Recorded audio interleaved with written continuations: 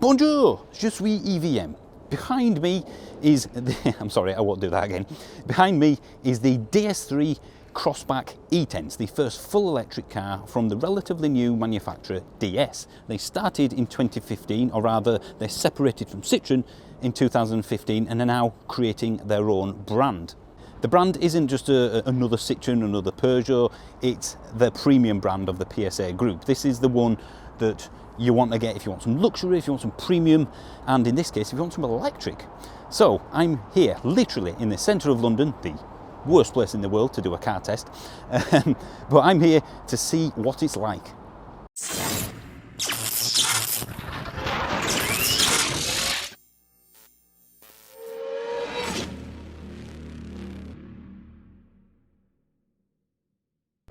Right, as usual, I'm going to start on the outside and then go on the inside and have a look around. From the front, it's clearly got the Citroën PSA Group face, but with a DS sort of slant on it.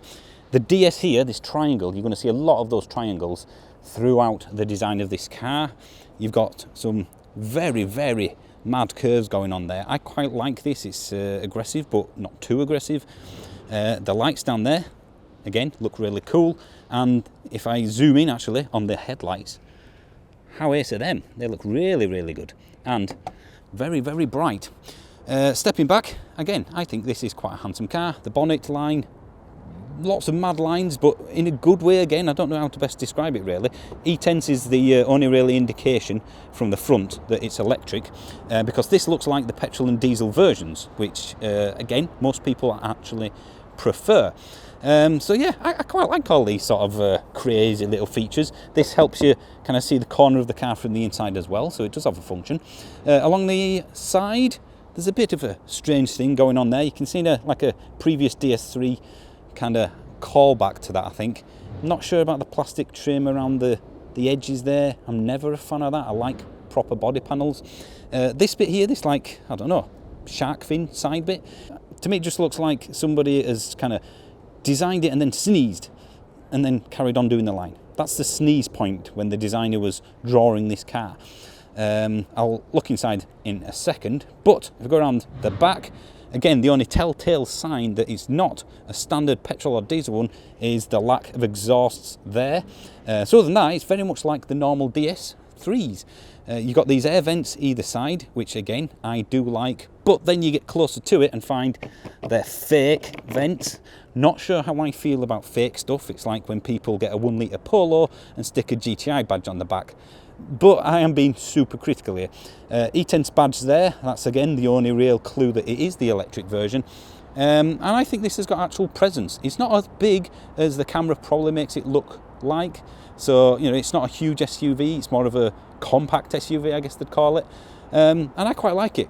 There's lots of little fine details like the headlights at the front, the way it says Crossback in there. It feels nice and has got enough mad lines to be interesting really. Let's have a look at the charging socket. How do you get there? There we go. CCS, clearly. I have no way of testing that one. It can go up to 100 kilowatts. Sorry about that, DS. That didn't happen. It can go up to 100 kilowatts if you can find a charger that matches it. So it'll charge up in about 20-30 minutes, give or take. I'd say 20 to 40 minutes, depending on the state of charge and the charger, of course. The handles, flush, good for aero, but for me, these are better than, say, the Tesla Model 3, because when you push it, it comes out, and then you open the door, and then it goes back in. Now, the boot, of course. There is something which has started to annoy me already with this car, and I think would drive me insane if I owned it. You'd think, well, do I open the boot with this? No, I don't. Is it there? No, I don't. I can clearly use the key, but it's here. You open the boot just above the number plate, and I think that's going to get filthy. So I think that's going to get on my nerves if I own this. The boot, let's have a look. It's the same for all models, petrol, diesel, electric, so that's a good thing. It'll get your stuff in, it'll get your shopping in. You'll probably be able to go on a holiday with it, but I'm not sure you'll go camping in this. Clearly, I don't think that's going to be a worry for them, because who's going to go camping in a DS3 Crossback? It's probably not that sort of buyer they're aiming it at. But other than that, yeah, the boot's pretty good. I would like an auto closing thing though. It's a heavy boot, and you have to close it the old-fashioned way, which is fine, but this is meant to be a premium car. I'll get to the pricing and whatnot later, but yeah, there's a few premium features missing off this premium car, which I think should be standard. Okay, let's have a look at the inside. I'll turn the car on first. You do it by pressing the start button, funnily enough. There we go, get the steering wheel in the right position. First impressions, it's, well, it's different actually. I'm not sure what I feel about these triangle things. Clearly, they're a DS thing. The D triangle is a big thing for DS. Let me start at the binnacle. This thing here, I've been driving this around enough now to know that I do like that. That is very clear, very easy to read. And in this one, we've got the heads-up display as well. I'm not sure if you can make that one out. Back to the steering wheel. It feels nice. It does feel kind of semi-premium, I would say. And it doesn't look too bad either. I don't mind that. I'm not sure about the black gloss thing. What is it with people with black gloss? That's just going to attract fingerprints because that's ultimately what you're going to be doing with them. In fact, you can see it already. All I want to do now is clean the thing. But other than that, yeah, so far so good. There's no buttons at all, no switches on the door, just a handle. I'll come back to that in a second. All the switches for the windows are here. Now, that might seem a little bit odd, but it does mean that you've got this really cool center console with all the various buttons for your windows, lock the car, parking brake, and that's your driving mode, which I'll explain in a bit. It's pretty obvious, eco, sport and normal. But it's these sort of details which I think you're going to get out of something like DS that you wouldn't out of a Peugeot or Citroen or Vauxhall. I was going to say it feels plasticky, but it doesn't actually. If I'm being a bit harsh there, that's not too bad at all. It does have some nice detailing. This bit here, all the plastic, I was thinking that kind of felt cheap, but it doesn't at all. It actually got kind of a nice smooth, almost soft touch to it. So yeah, so far so good. I would say premium is definitely the thing. Over here in the centre we have some physical buttons, but they don't actually depress or anything. So if I want to go to the music, it's just like pushing a solid wall. You're not actually doing anything. It's a slap more than a press. I think I prefer some actual buttons there, because when I'm not looking, if I'm looking at the road ahead and pressing the button, I don't know if I've actually pressed it because there's no feedback there. I suppose I can forgive that. This one, 12-inch display, very easy to see. However, it is a little bit slow. Did I press that? I did. You saw me do it. There we go. So I don't know why. I mean, when I used the Peugeot E2008, which presumably had a similar system, that was very fast. And this isn't bad, but you have to really kind of press the touchscreen hard. It does make sense. Again, if I just tap that lightly, it works. Mash my finger on it, which you might do when you're not looking. Not so much. I don't know. I think they need to work on that one a bit if anybody's watching. The sat-nav's fine. There's no problems with the sat-nav personally. I've used it driving around this nightmare of a city. But yeah, this doesn't help. There's no feedback on that, and that's quite slow. So it's a little bit disconcerting when you're driving and changing something. Anyway, let's move on. This soft touch, it's kind of got a, I don't know if you can make out, it looks like it's been stained, almost fingerprints. Can you see that? It's like a different colour. Really weird. That's part of the design. That's what it's meant to look like. In fact, if you look at the seats here, I thought somebody had put some really harsh cleaner on the leather, but it's not. It's actually part of the design. This here is quite unique, and I have to say, apparently it's meant to look like a watch strap. I do quite like that, but I used to be a professional detailer, as some of you know, and all I'm thinking is this is going to be a one hell of a crumb catcher. I mean, you've got all these bits that are just going to be full of gunk very quickly, but that's a little bit of my OCD kicking in there. To get it into drive, just pull it back, go in reverse is forward, park, and the handbrake. So it's pretty standard stuff that everybody should be familiar with. Back here we have the key. Sorry, a little bit the French there. Well, it's a key, there you go. Cup holder. I think you can figure the rest out for yourself, really. I'll just take that out a second. It is very deep, but it's quite narrow, so I'm not immensely useful, because deep and narrow is not that handy, really. It's just going to become a woman's handbag, if I'm going to be sexist, where everything's just going to be dumped in there, and you'll never find it again. The glove box. Not massive, it's just a kind of small part there, but you will get your gloves in the glove box. Deep dog pockets, you can see it over there. Let me go. Yeah, easy, get your water bottle in and put your press kit, that'll fit in there too. It's fine, that's kind of soft press. I'm not sure if you can see my finger depressing that. It's good. It's a nice interior, and it feels very, very quiet and well built as well. That's not loose. It's not. Doesn't feel like it's going to be, you know, useless after a few years. And they've got these little design touches everywhere. These little diamonds all over the place, which comes from this D here. So you've got some there. You've got obviously going all down here. It's I don't know, little touches, things like that. I kind of like little touches in cars. I think it's something that you don't get out of your mass-produced, you know, Corsas and Ford Fiestas and things like that. Right, let's go in the back. Now, that seat is quite far back for someone who's at least 6 foot. Ow! I have just cracked my head on that there. Ouch, that's not easy to get into. And oh dear. So like I said, this seat is in a position for a tall person. It's very far back, I would say just over 6 foot. I am not 6 foot clearly, but I can only just get in the car. So the back is, I would say, it's for kids only really, or small, short journeys with adults. A few nice touches, you've got the DS logos here, and a little bit of storage, but no USB ports for some reason, which I would expect on a modern car, quite frankly. You've got all these crumb catchers in the back for the kids to hide their sweets in, so that's good. Clearly, I am not a tall person, but my head is hitting that. And I've got that much space, about 2 inches above my head, so the back is not for adults. It isn't.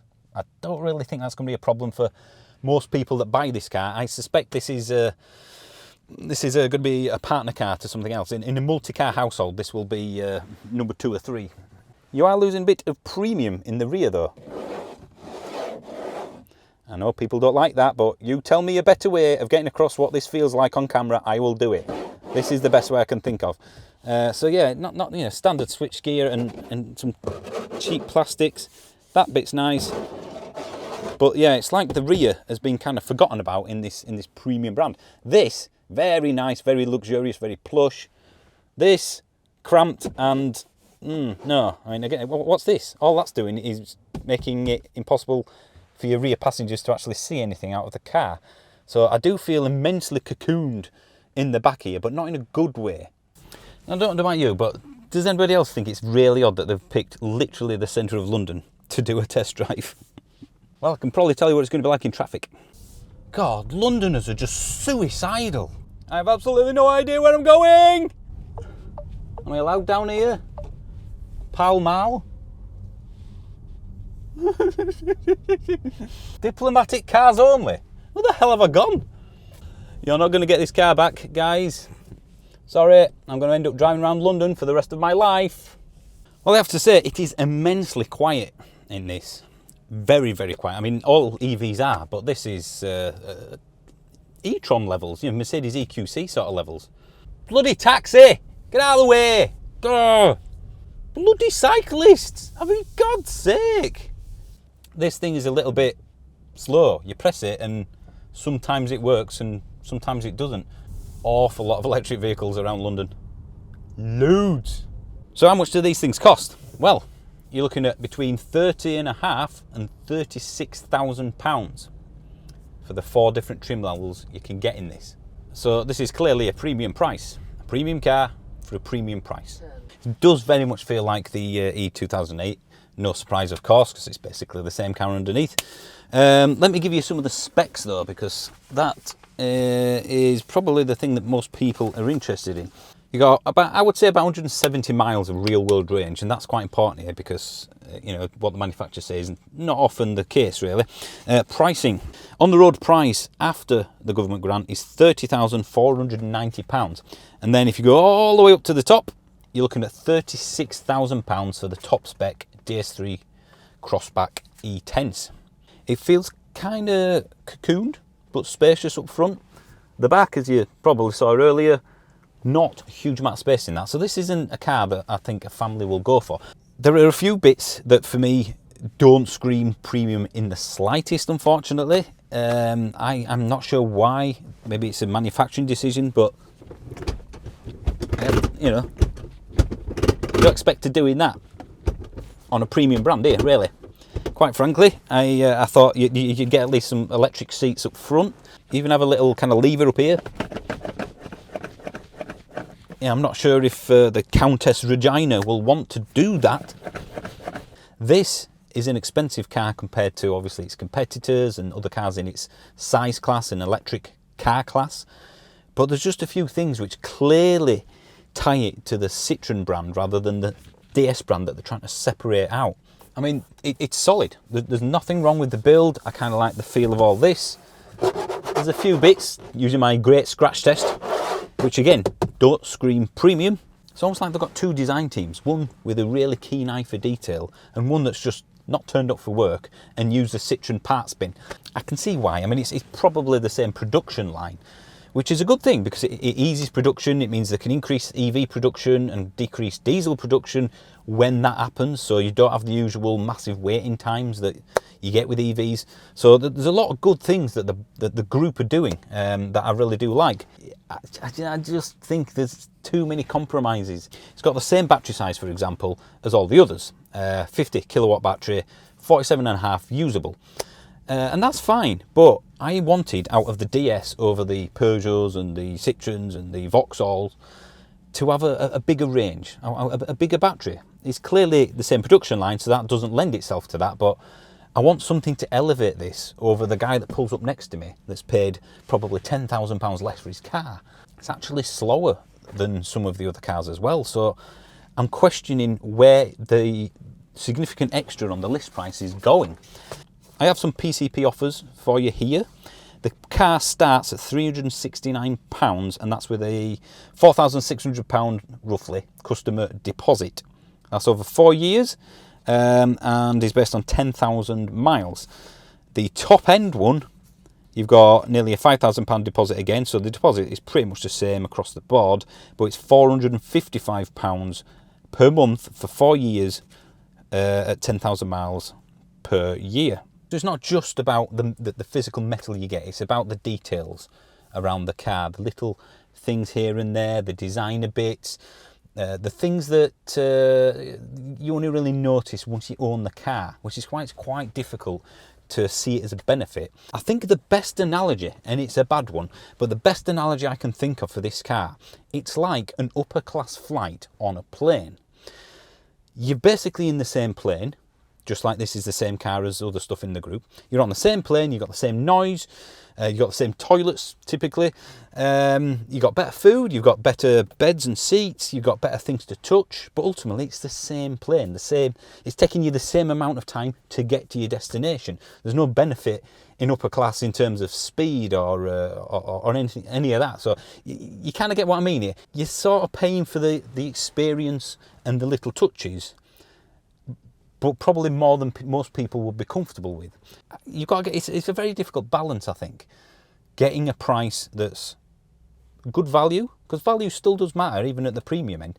Getting a price that's good value but isn't too cheap, if you know what I mean. If this was just, I don't know, £2,000 more than the E2008, a lot of people will go for this over that, certainly given the interior. And manual controls only for the seats. The back is not useless but tiny. Few little things missing here and there. The back doors, it's like they've forgotten about them. The fact that you have to reach down near the number plate to open the boot. So there's a few things which I think need correcting. You know, this thing, for example. I think this is achieving most of its goals, but tripping up on some of them. You can see why they've released this car, or rather done this launch, in the centre of London. I mean, like I said, Downing Street's over there, I think it's Trafalgar Square's over there or wherever, because it fits this environment. You know, that house is probably worth more than Yorkshire. And this works here.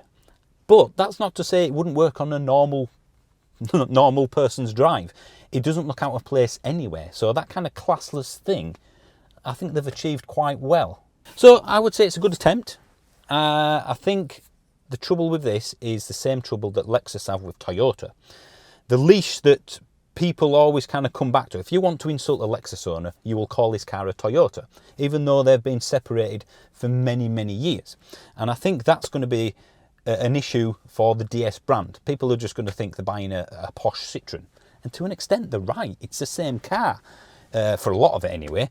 I personally wouldn't buy one for 35 grand, I think it is, the car I'm sat in.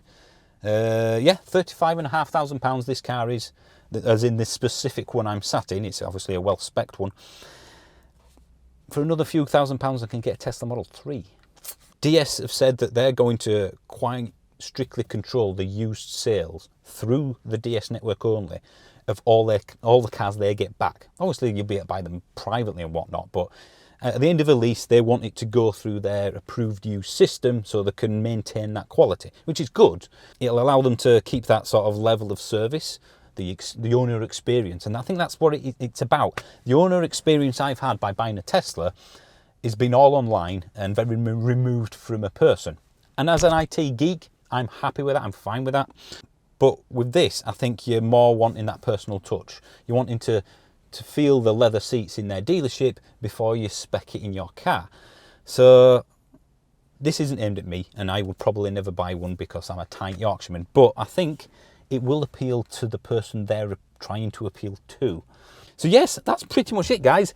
I am going to give this back, if I can find my way back, that is, to where the event was held, through this nightmare of what people think is driving. So yeah, let me know in the comments what you think. Please do subscribe. It does help the channel and get me to events like this. And I'll see you soon.